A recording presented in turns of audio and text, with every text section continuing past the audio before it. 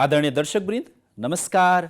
ओम आदि म राजु अधिकारी र यो कार्यक्रम हो ओम आदि गुरुवाणी। हामी विगत केही समयदेखि यो प्रभातकालमा यहाँहरूको माझमा ज्ञान गङ्गालाई बगाउँदै पस्कँदै आइरहेका छौँ। परमपूज्य बालयोगी आदित्यज्यू जो केवल 11 वर्षको हुनुहुन्छ, सर्वज्ञता प्राप्त हुनुहुन्छ, निरन्तर ध्यान साधनामा डुब्नुहुन्छ, जुनसुकै भाषामा पनि आफ्नो ज्ञानलाई पस्किनुहुन्छ, जसको वाणी छैन, मौन रहनुहुन्छ अर्थात् बोल्न सक्नुहुन्न, तर उहाँका वाणीमा अजर अमर शक्ति छ, अनन्त असीम अपार अथाह शक्ति छ। उहाँद्वारा प्रदान गरिएका वाणीहरूलाई समेटेर हामी यहाँहरूको बीचमा सूत्र रूपमा पस्कँदै आइरहेका छौँ। आज हामी परमपूज्य बालयोगी आदित्यज्यूले दिनुभएका केही मिश्रित वाणीहरू जो कि जीवनमा अत्यन्तै उपयोगी र सार्थक किसिमका छन्, तिनीहरूलाई हामी प्रस्तुत गर्दैछौँ।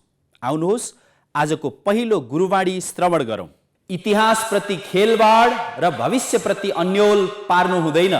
तपाईँ हामी कसैसँग पनि सम्बन्ध राख्दाखेरि अर्थात् कसैसँग व्यवहार गर्दा उसलाई अन्योलग्रस्त बनाउनु हुँदैन। कसैलाई पनि शङ्कामा, संशयमा, द्वन्द्वमा, दुविधामा पार्नु हुँदैन। अर्थात् कसैलाई भरोसा दिने, आशा जगाउने तर काम नगरिदिने यो एक प्रकारको पाप हो। बोल्दिने मुखले अनि कामले नगर्ने अर्थात् बारम्बार झुटो आश्वासन दिने आदि गतिविधिहरू नै अरूको भविष्य अन्योल पार्ने कर्म हो। यस्तो कर्म कहिले पनि गर्नु हुँदैन। तपाईँ हामी बोल्दिनका लागि साह्रै सजिलो छ, तर यथार्थमा सुन्नेका लागि त्यो कठिन हुन्छ। यो चिसोमा एउटा प्रसङ्ग, एक भिख मागेर खाने व्यक्ति यो जाडोमा सडकमा सुतिरहेका थिए। त्यो चिसो बिहानको मौसममा एकजना धनवान व्यक्ति मर्निङ वाक गर्दै बिहानको यात्रामा निस्किए। उनले त्यो गरिब व्यक्ति चिसोमा कठाङ्ग्रिएको देखेर सोधे, तपाईसँग के ज्याकेट छैन, स्वेटर छैन, ओढ्ने कम्बल सिरक छैन? ती गरिबले भने, मसँग के हुन्थ्यो र हजुर, भए त म ओढिहाल्थेँ नि। ती धनवान व्यक्तिले क्षणिक दया देखाए र पर्खनुहोस्, यही स्थानमा बसिराख्नुहोस्, म तपाईँका लागि एउटा स्वेटर र ओढ्ने लिएर आउँछु। उनी घरमा गए, आफ्नो काममा लागे, तर कामको व्यस्तताले आफूले दिएको आश्वासन बिर्सिए उनले। साँझ पर्न लाग्यो, रात छिप्पिन लाग्यो। त्यो बेला मात्रै उनलाई होस आयो, ओहो, मैले त एउटा गरिब भिख माग्ने व्यक्तिलाई आश्वासन दिएको थिएँ। उनी हत्त नपत्त आफ्नो पुरानो स्वेटर र एउटा पुरानो कम्बल बोकेर त्यो गरिब व्यक्ति सुतेको सडक पेटीतिर आइपुगे। आउँदा ती गरिब व्यक्तिका वरिपरि केही मानिसहरू झुम्म परेर उभिएका रहेछन्। उनले सोधे, के भयो? ती व्यक्तिहरूले उत्तर दिए, यो गरिब भिख मागेर बस्ने व्यक्तिको भर्खरै जाडोले कठाङ्ग्रिएर मृत्यु भएछ। ती हातमा स्वेटर र कम्बल बोकेर गएका व्यक्तिलाई लाग्यो, ओहो, मैले आश्वासन दिएँ तर आउन सकिनँ। उनले सोचिरहेका थिए, कसैले त्यो भिडबाट उनको हातमा एउटा चिठी थमाइदियो। त्यो चिठीमा लेखिएको थियो र त्यो चिठी लेखेका थिए ती भिख माग्ने व्यक्तिले नै, धनाढ्य महोदय, महाजन महोदय, तपाईँले मलाई स्वेटर दिन्छु, कम्बल दिन्छु भन्नुभएको आश्वासनले म पर्खिरहेँ, जाडो खपिरहेँ, तर तपाईँ आउनु भएन। यदि तपाईँले आश्वासन नदिएको भए मसँग हिजो अस्ति सिरक थिएन, कम्बल थिएन, स्वेटर थिएन, तर मसँग आत्मबल थियो, मैले जाडो सहने क्षमता राख्थेँ र म जीवित थिएँ। तर तपाईँले दिएको झुठो आश्वासनले हेर्नुहोस् मलाई मृत्युको मुखमा पुर्यायो। उनी त्यो चिठी पढेर एकछिन त रोकिए। उनलाई त्यो बेला गल्तीको अनुभूति त भयो, तर आश्वासनको धोका, जुन हाम्रो मुखले अरूलाई आश्वासन दिन्छ, त्यसले कति ठुलोसम्म प्रभाव पार्छ, त्यो बेला उनलाई अनुभव भयो। आदरणीय दर्शकवृन्द, तपाईँ हामी पनि जसका लागि जे पनि बोलिदिन्छौँ, तर बोलेको कुरा पुर्याउँछौँ कि पुर्याउँदैनौँ? हो, बोलेको कुरा नपुर्याउनु के हो? यो भविष्यप्रति अन्योल बनाउनु हो। परमपूज्य बालयोगी आदित्यज्यू हामीलाई बारम्बार स्मरण गराउनुहुन्छ, कसैको पनि भविष्यमाथि खेलवाड नगरौँ, कसैलाई पनि दुविधा, द्वन्द्व, अन्योल र असमञ्जसमा नपारौँ, र विशेष गरी कसैको जीवन र कसैको इतिहासप्रति खेलवाड गर्नु हुँदैन। तपाईँ हामीले ठुलो र सघन पाठ सिक्नुपर्ने हुन्छ कि हामी कहिलेकाहीँ फोनमा लहैलहैमा हुन्छ भनिरहेका हुँदैनौँ, तर हुँदैन पनि भनिरहेका हुँदैनौँ, अलमल पारिरहेका हुन्छौँ। सावधान रहौँ, यी प्रवृत्तिहरूबाट हामी जोगिएर बसौँ। आदरणीय दर्शकवृन्द, आज हामी परमपूज्य बालयोगी आदित्यज्यूले प्रदान गर्नुभएका केही मिश्रित गुरुवाणीहरू चर्चा गर्दैछौँ। आउनुहोस् अबको क्रममा अर्को एउटा गुरुवाणी श्रवण गरौँ। भावनात्मक बहकाइमा परि आफ्नो पुरुषार्थ नगुमाउनु, नत्र जीवनको हर मोडमा हन्डर खानु पर्ला।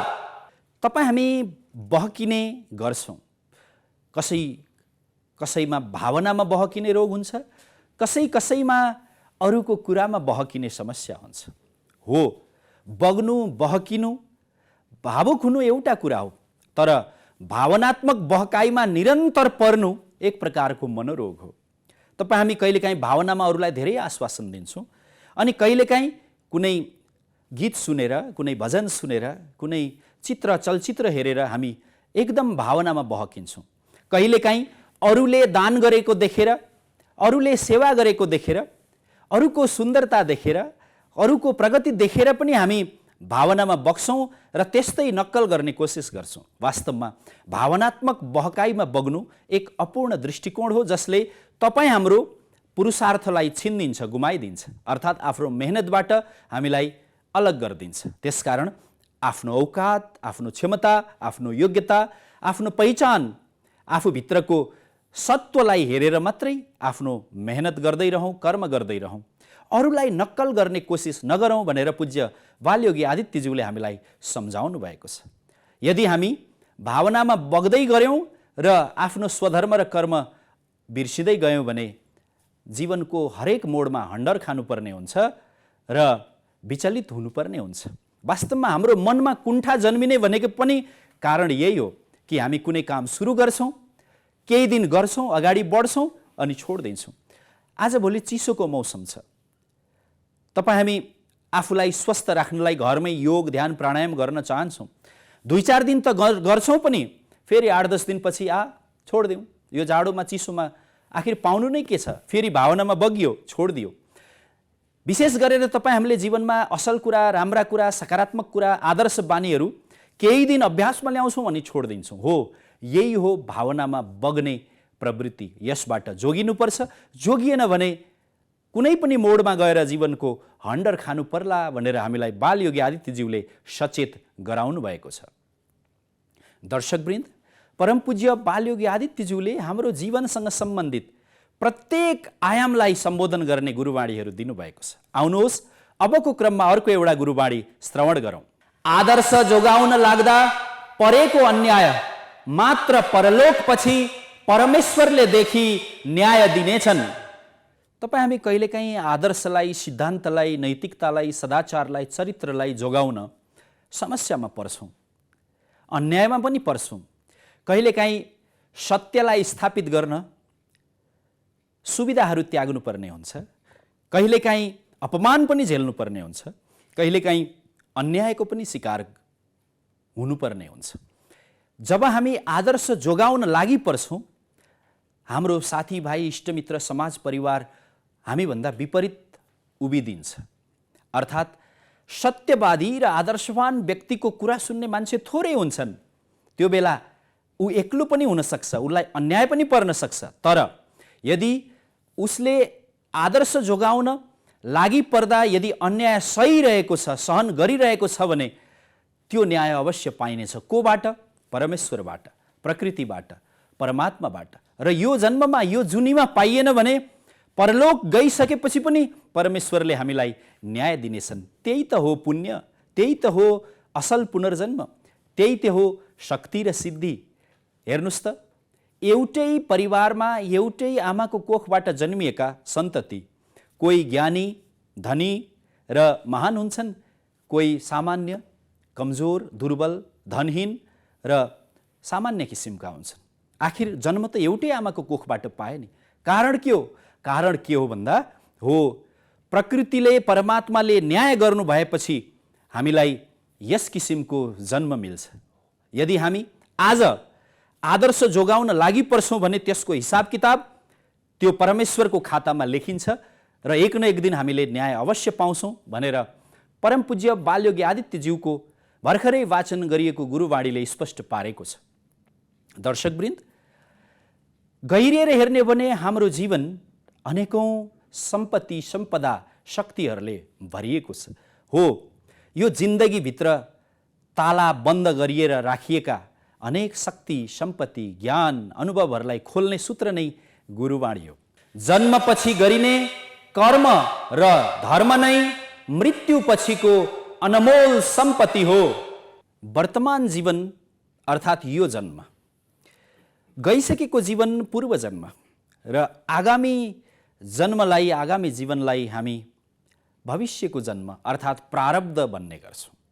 हो, यो 3 जन्मको कडीमा हामी छौँ। भनिन्छ यो आत्माको यात्रामा हामीले अनेक शरीर धारण गर्छौँ। जसरी अहिले मैले लाएको लुगा यो मैलिएपछि फेरि यसलाई परिवर्तन गर्छु।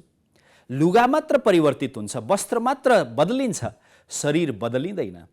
त्यसै गरी हाम्रो शरीर मात्रै बदलिन्छ, कर्म र आत्मा बदलिँदैन। आत्मा त शाश्वत छ अनि त्यो आत्माको आवरण भनेको हाम्रो कर्म र धर्म हो। हामी एउटै घर कुलमा जन्मिएका पनि अलग अलग विशेषता, गुण, प्रवृत्ति, दोष आदिले सम्पन्न छौँ। यो कसले निर्धारण गर्यो, कसले दियो? हो, हाम्रो कर्म र धर्मले नै हो।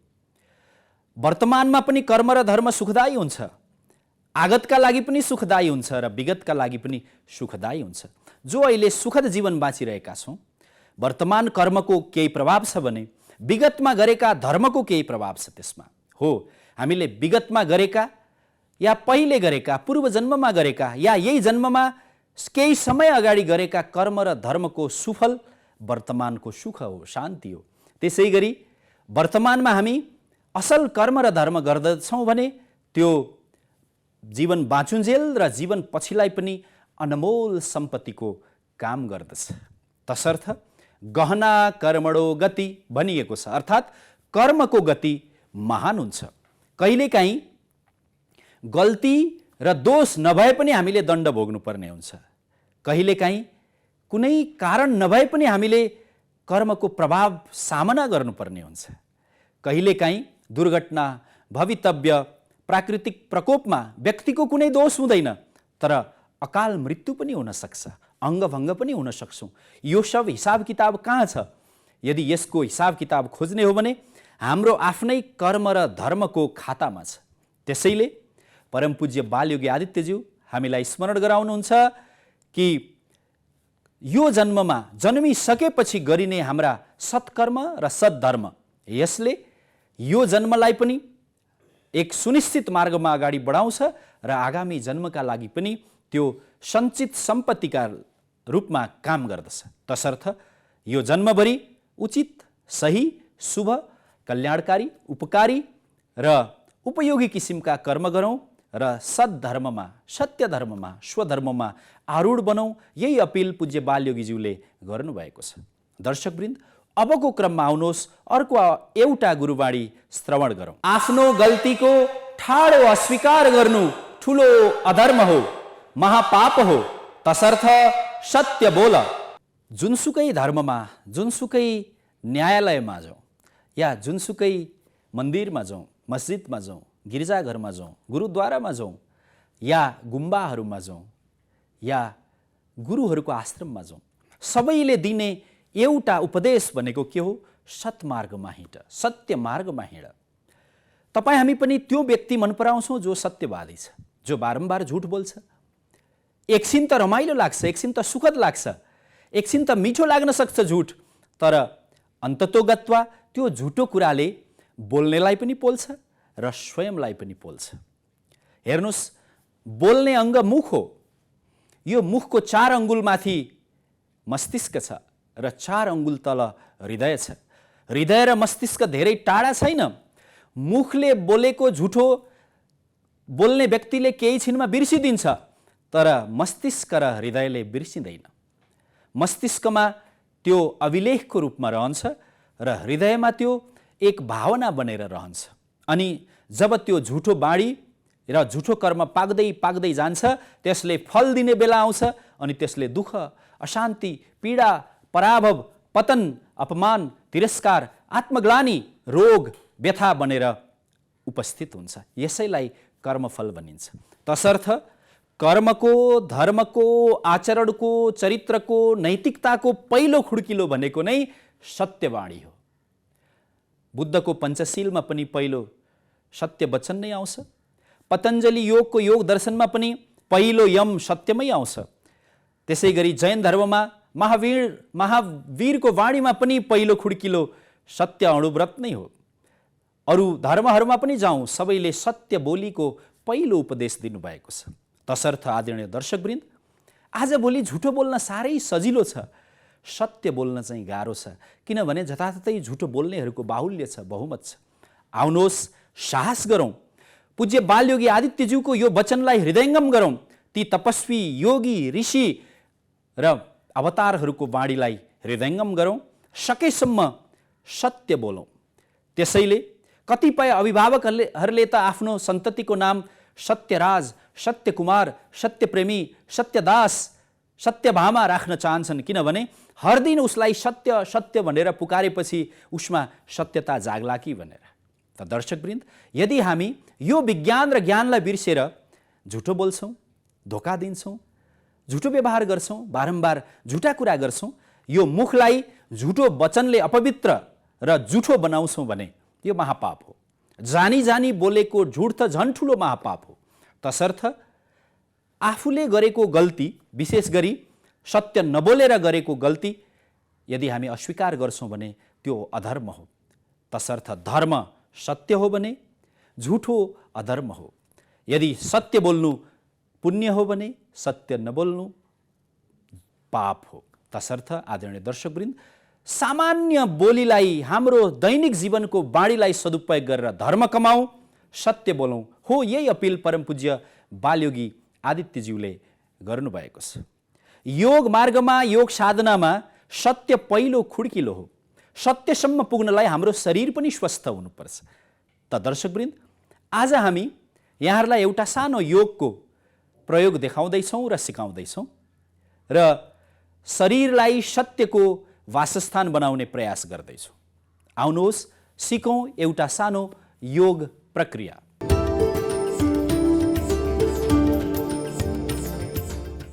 दर्शकवृन्द, आज हामी अभ्यास गर्दैछौँ प्राणाकर्षण प्राणायाम। यो शब्द आफैमा स्पष्ट छ, प्राण र आकर्षण। प्राण कहाँ छ? सर्वत्र छ, वायुमण्डलमा छ, आकाशमा छ, यो माथिल्लो लोकमा छ। र आकर्षण भनेको त्यसलाई तान्नु हो। त्यसो त जीवित रहेसम्म हाम्रो नाकले सास आफै लिने र छोड्ने काम गर्छ। विशेष गरी हाम्रो फोक्सोले, लङ्सले सासलाई लिने छोड्ने काम गर्छ।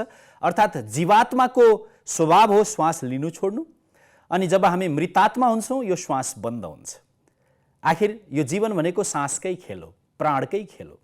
यो वायुमण्डलमा व्याप्त जुन वायु छ, हावा छ, त्यसको अत्यन्त अन्तरतम पदार्थ चाहिँ प्राण हो। त्यसलाई आकर्षित गर्ने विधि प्राणाकर्षण प्राणायाम हो। त सजिलोसँग बसौँ। यो म चाहिँ अहिले भुइँमा बसेर गरिरहेको छु, यहाँहरू कुर्सीमै पनि गर्न सक्नुहुन्छ। यहाँलाई जहाँ जसरी बसेर सजिलो लाग्छ। र विशेष गरी मेरुदण्डलाई सिधा राखौँ। दर्शकवृन्द, एउटा कुरा हामीले ध्यान दिनुपर्ने हुन्छ कि यो प्राणायाम यदि हामीले खाली पेटमा गऱ्यौँ र बिहान गऱ्यौँ भने बढी लाभ मिल्छ। तर अरू बेला पनि गरिरहन सकिन्छ, किनभने यसमा धेरै बल लगाउनु पर्ने आवश्यकता छैन। सजिलो, सहज, सिधा बसौँ। प्रेमपूर्वक बिस्तारै आँखालाई बन्द गरौँ। अनुहारमा हँसिलोपन, मुस्कान कायम रहोस्। दुवै नाकबाट सर हावालाई तानौँ, वायुलाई खिचौँ अर्थात् सास भरौँ। लामो गहिरो श्वास तानिसकेपछि बिस्तारै शिर झुकाएर एकछिन सासलाई भित्रै रोकिदिउँ।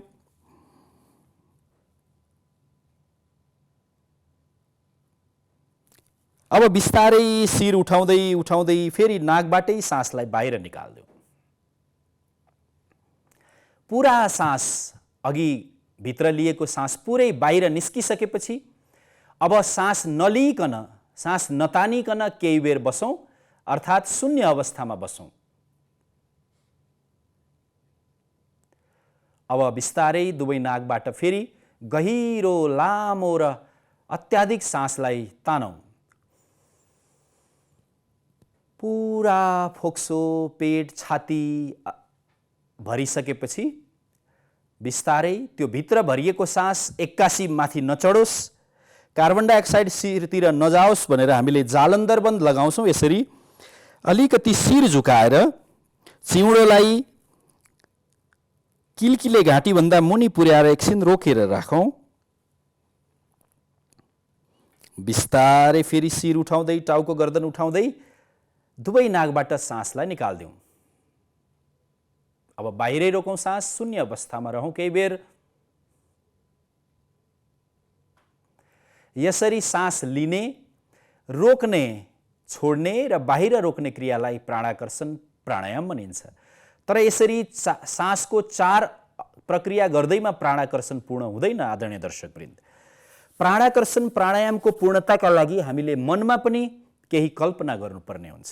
जब तपाईँ सास लिनुहुन्छ, सोच्नुहोस् यो वायुमण्डलको, यो सूर्यलोकको, यो पवित्र वायुलोकको प्राणलाई म खिच्दैछु, तान्दैछु, सरर म ग्रहण गर्दैछु।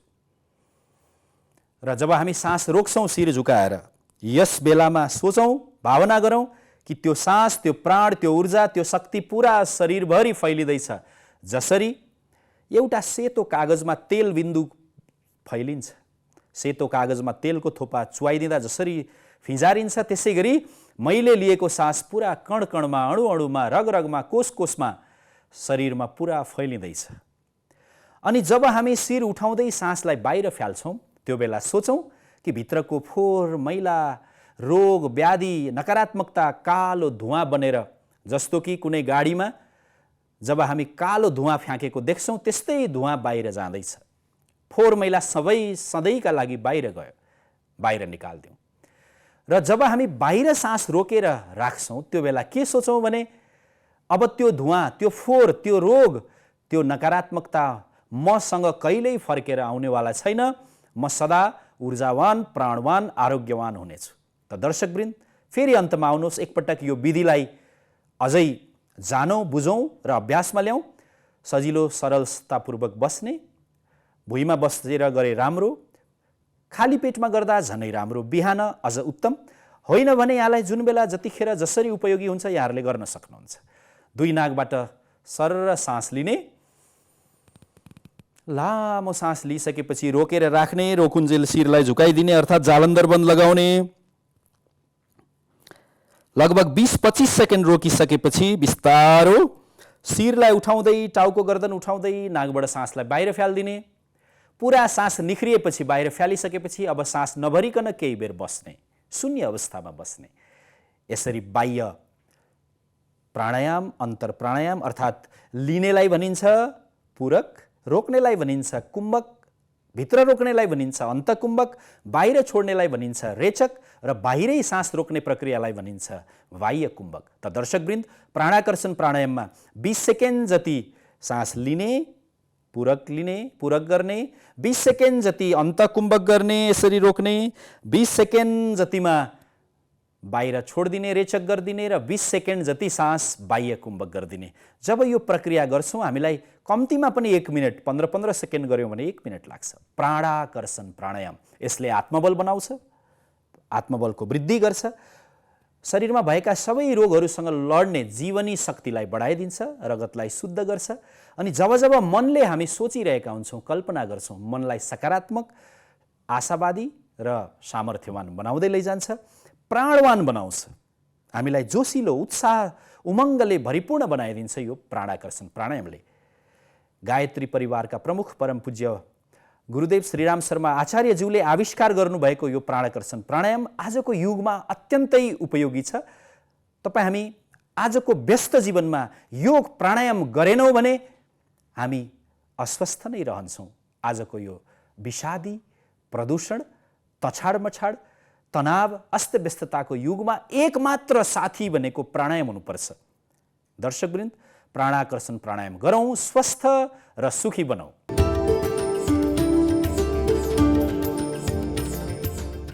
दर्शकवृन्द, हामीले आजको कार्यक्रममा परम पूज्य बालयोगी आदित्यज्यूद्वारा प्रदान गरिएका मिश्रित गुरुवाणीहरूको चर्चा गऱ्यौँ र अन्तमा प्राणाकर्षण प्राणायामको अभ्यास गऱ्यौँ। वास्तवमा यो विश्व ब्रह्माण्डमा संव्याप्त प्राणलाई आकर्षित गर्ने विशेष विधिको नाम प्राणाकर्षण हो। यसमा क्रिया अर्थात् गर्नुपर्ने काम सानो छ, तर सोच्नुपर्ने र भावना गर्नुपर्ने विषय ठुलो छ। जति हामी श्वास प्रश्वासमा ध्यान दिन्छौँ त्योभन्दा बढी ध्यान हाम्रो मनोभूमि र भावभूमिमा दिने गरौँ अनि यो प्राणाकर्षण प्राणायाम अर्थपूर्ण हुन्छ र उपयोगी हुन्छ। हिँड्दै घुम्दै काम गर्दै बोल्दै बसिरहँदै पनि आफ्नो कार्यस्थलमा पनि यो प्राणाकर्षण प्राणायाम गर्न सकिन्छ। निरन्तर गर्दै रहौँ प्राणाकर्षण प्राणायाम र प्राणवान बनौँ, ओजस्वी बनौँ, तेजस्वी बनौँ र पूज्य गुरुदेवको गुरुवाणीमा भनिए जस्तै सत्यधर्मी बनौँ। यिनै अपिलका साथ हामी आजको कार्यक्रमबाट बिदा लिन्छौँ। ओम आदि, नमस्कार।